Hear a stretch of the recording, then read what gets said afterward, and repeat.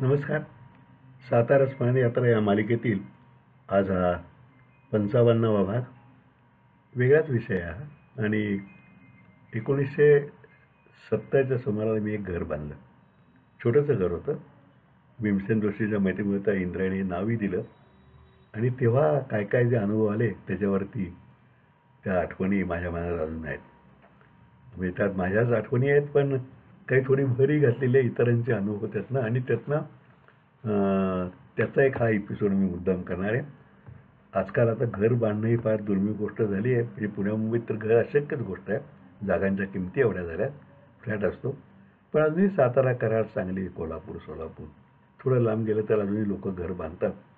स्वतःचं घर असावं असं अजूनही काही लोकांना वाटतं. कारण शेवटी घर असावं अशी आपली एक वास्तू असावी असं प्रत्येकाला वाटतं. त्या घरासंबंधीच्या त्या याच्या आठवणी आहेत.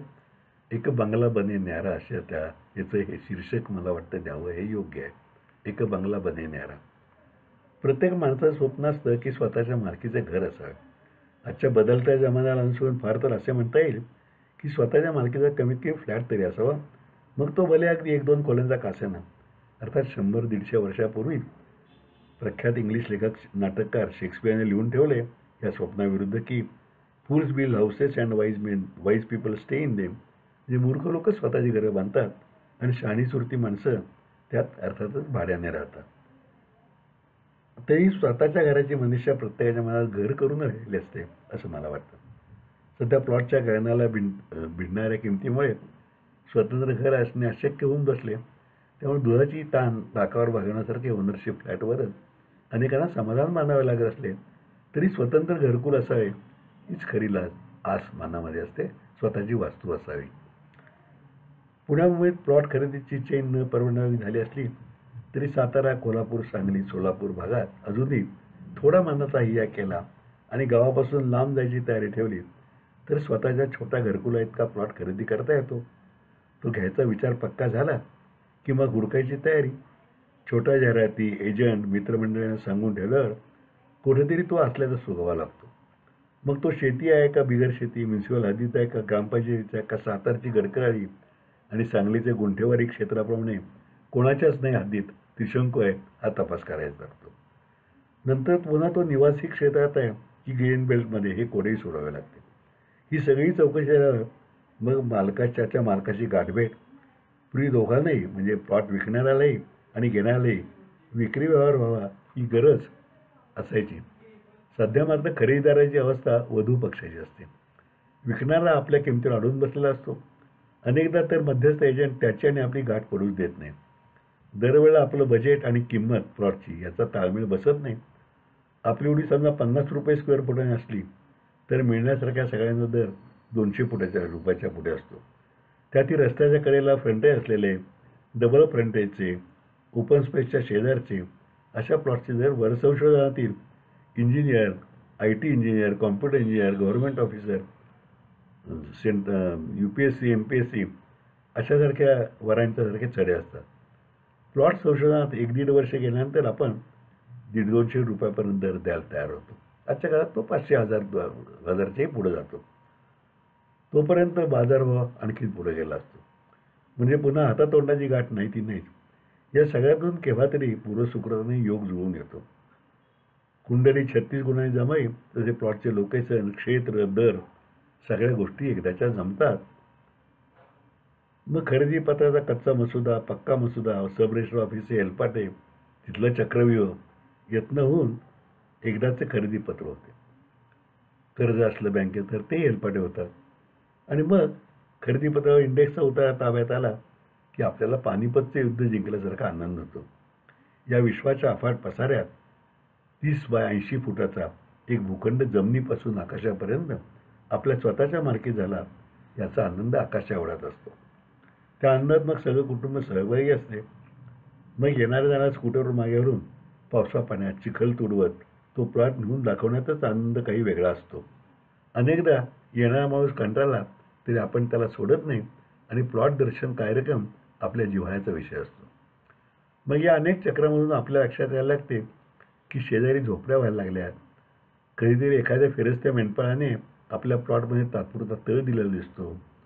गायी म्हशी शेळ्या बसलेल्या दिसतात. क्वचित कधी बांधकामाचा शेजारचा राडोळा टाकलेला असतो. आपण या प्रत्येक दृश्याने अस्वस्थ होत असतो. कधीतरी स्वप्नात आपल्या प्लॉटवरच झोपड्या उभ्या राहिल्यात असंही दिसतं आणि आपण दचकून जागे होतो.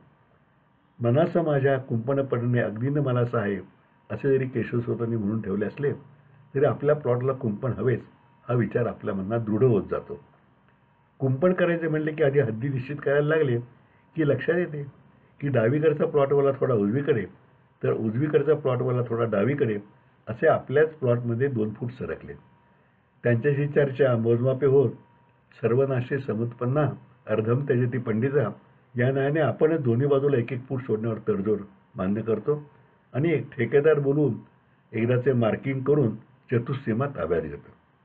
आता कंपाऊंडच्या एस्टिमेटचा घोळ सुरू होतो. लाकडी काम परत त्यात जंगली का सागवान हा घोळ वेगळा. लावून तार ओढायची का लोखंडी का सरळ सिमेंट पोल त्यात परत खांबांना खाली फूट 2 फूट दगडी बांधकाम केले तर मजबूत होईल हाही सूर निघतो. होता होता जे कंपाऊंडचं जे एस्टिमेट निघते त्यात आणखीन अर्धा प्लॉट जादा आला असता असं वाटायला लागतं. मग एवढा खर्च करण्यापेक्षा सरळ घराचं बांधकाम सुरू करावे असा काय खल सुरू होतो. बरं आपल्याला सल्ला देणारे अनेक असतात. त्यामुळे बांधकाम केले तर कंपाऊंड केव्हा तरी करायला लागणारच ना. इथपासून ते तूर्त कंपाऊंडच्या खर्चासाठी बँकेचे कर्ज घ्यावे का, प्रॉव्हिडंट फंडाची उचल करावी का व मग ते फिट्यावरच घराच्या बांधकामाचा विचार करावा इथपर्यंत अनेक सल्लागार आपल्याला चक्रावून टाकतात. बरं त्यात पत्नीचे मत वेगळे असते.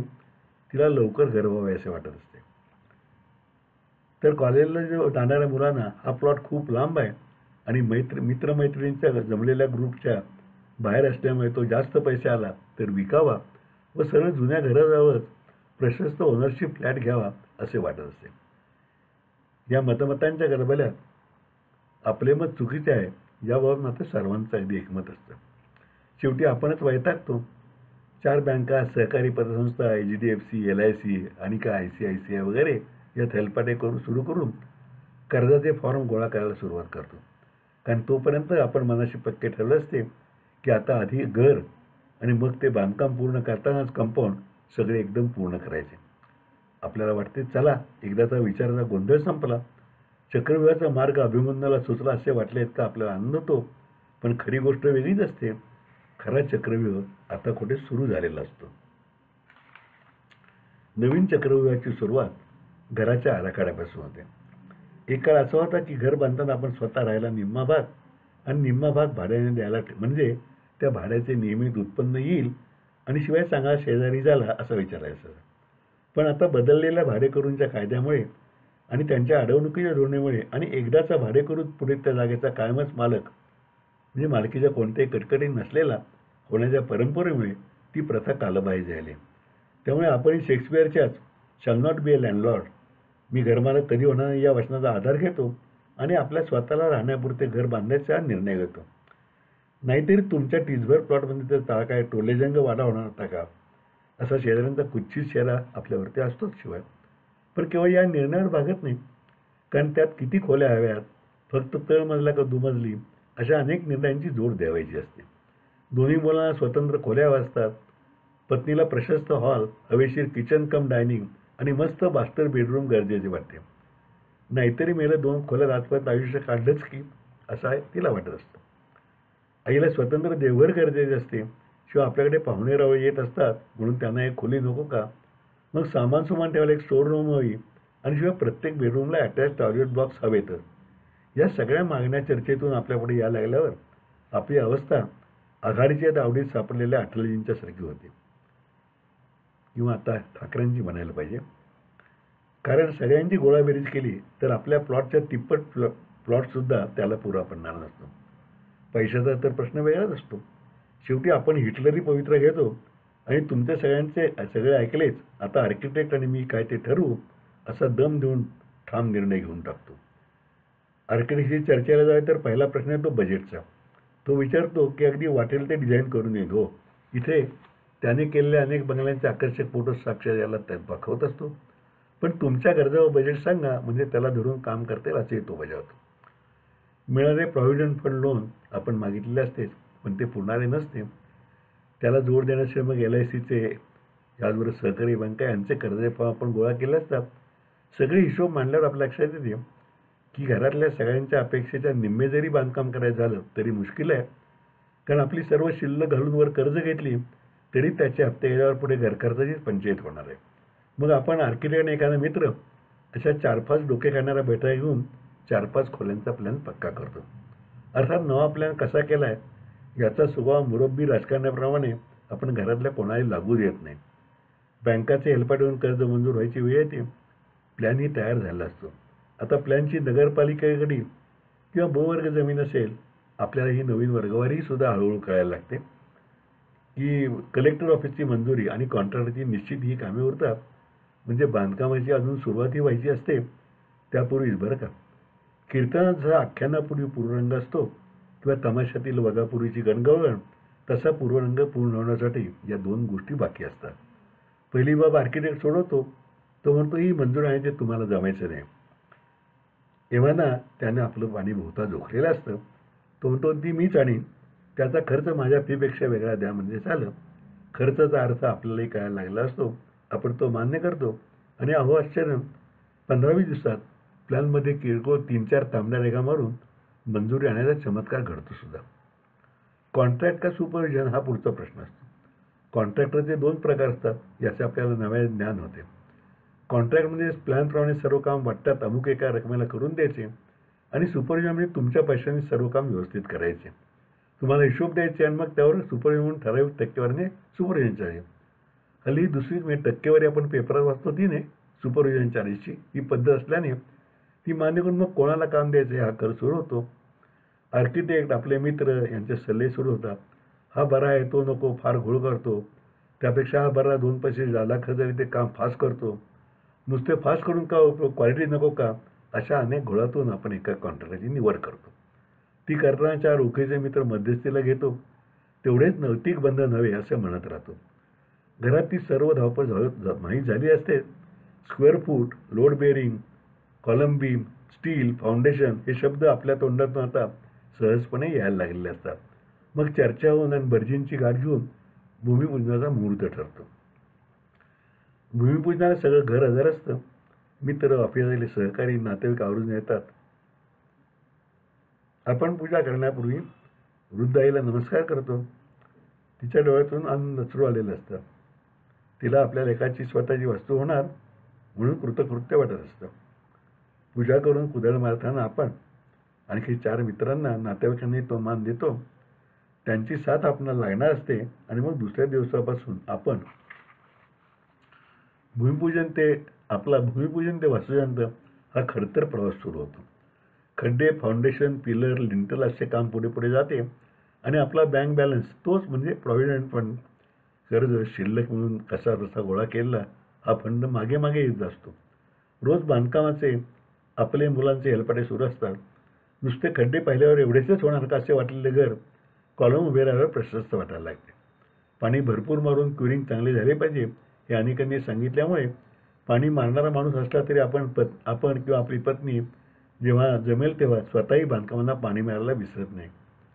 विटकाम सुरू झाले की मग पाणी मारायचा उत्साह वाढतो. पुढे मुलेही त्यात सामील होतात. पूजन करून चौकट बसते, स्लॅब होते, घर हळूहळू साकार होऊ लागते.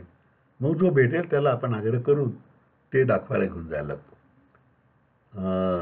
वाळू आणि खडी तुडवत त्याला इथे हॉल, इथे देवघर, हा गच्चीवर जायचा जिना असं सगळा त्याला कंटाळा असला तरी आपल्याला कंटाळा कधीच येत नाही. आपण दाखवत राहतो. येणारा प्रत्येकजण नवीन सूचना करत असतो. किचन कटा मोठा घ्या, बाथरूमला डेस्टेलचा डॅडू 5 फूट तरी पाहिजे, हॉलला गालीच्या टाईल्स बसवा, अशा अनेकविध सूचना येत असतात. त्यात बायकोच्या व मुलीच्या मैत्रिणी, मुलाचे मित्र, आईच्या ज्येष्ठ नागरिक संघातील मैत्रिणी आपापल्या परीने त्यात भर घालतात. प्रत्येक सूचनेवर अहो घर का पुन्हा पुन्हा होणार आहे, एकदाच होतं तेव्हा नीट करा ना, हा बदल असतो. सुरुवातीसुरुवात आपण तसे बदल करत जातो. पण मग बांधकाम फिनिशिंगला आले की आपली सहनशक्ती आणि खिसाही फिनिशिंगला चाललेला असतो. आपण त्या सूचना हो हो म्हणतो आणि सोडून देत असतो. बांधकामाच्या सुरुवातीला कॉन्ट्रॅक्टरने सांगितले की साहेब 2000 विटा आणायच्या आहेत, त्याला 1800 रुपये द्या. तर आपण म्हणतो असे किरकोळ का आणतोस, एकदम 10,000 विटा आण, हे घे 9,000 रुपये. पण फिनिशिंग सुरू होईपर्यंत आपण इतके फिनिश झालेलो असतो की सुतार जर म्हणाला की साहेब पावशेर घ्या आणि 20 रुपये द्या, तर आपणच त्याच्या अंगावर खेकसतो आणि म्हणतो, कशाला फुकट खर्च वाढवतेस? जुने खेळ असतील ना ते सरळ करून वापर की.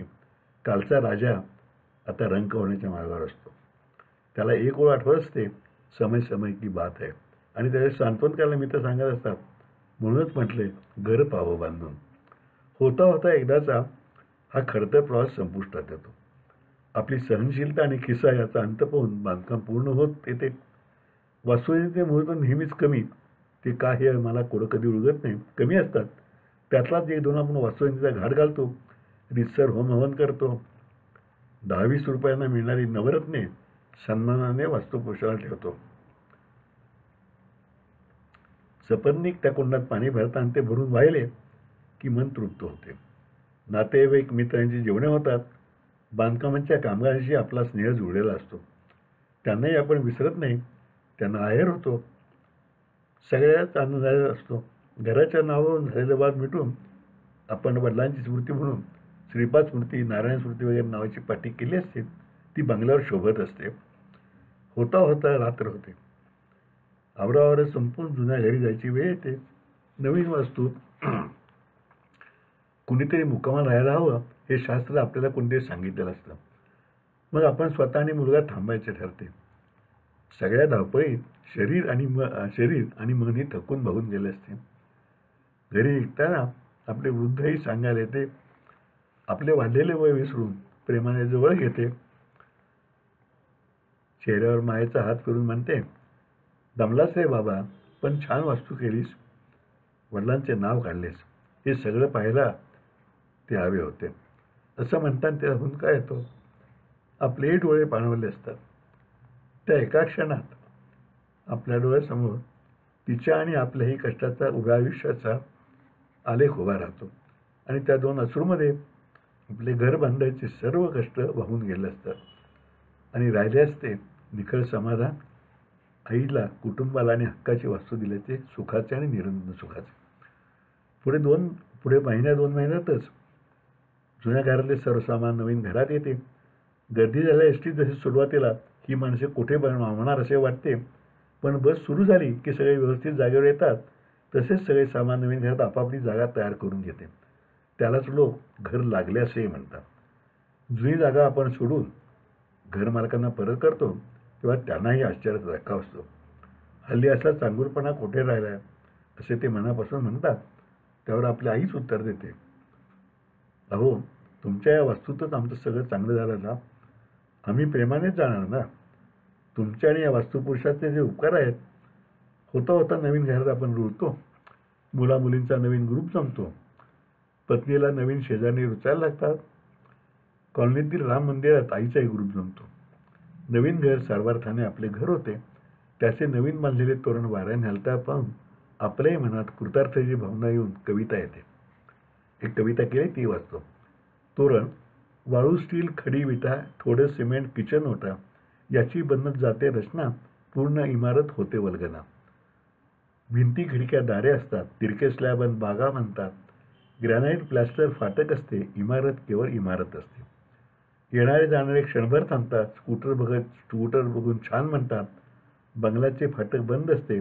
जणू रत्नाचं कोंदण झाकते. बंगल्याचे घर माणुसकीने होते. वास्तूला घरपण प्रेमाने येते. इमारतीचे घर व्हायला हवे. घराला पानांचे तोरण हवे.